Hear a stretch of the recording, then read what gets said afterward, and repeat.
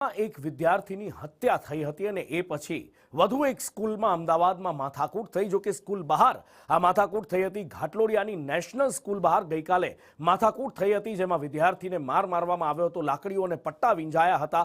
આ બાબતે પોલીસ કાર્યવાહી કરવામાં આવી છે। પોલીસે ઘાટલોડિયા પોલીસે દેવ વણઝારા નામના એક વ્યક્તિની ધરપકડ કરી છે। આ દેવ વણઝારાનો ભાઈ નેશનલ સ્કૂલમાં ભણે છે।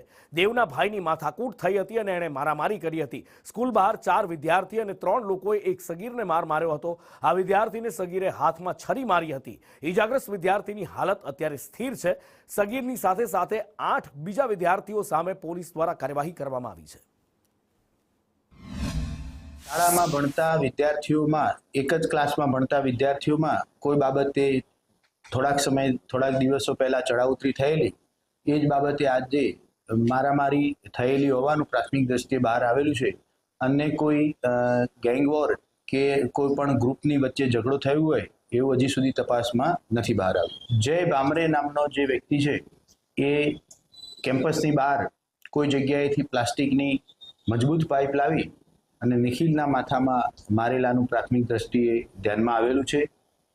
ખાસ કરી જાનથી મારી ખૂન કરવાના ઈરાદે હુમલો કરવાની સેક્શન નીચે ફરિયાદ દાખલ કરવામાં આવેલી છે।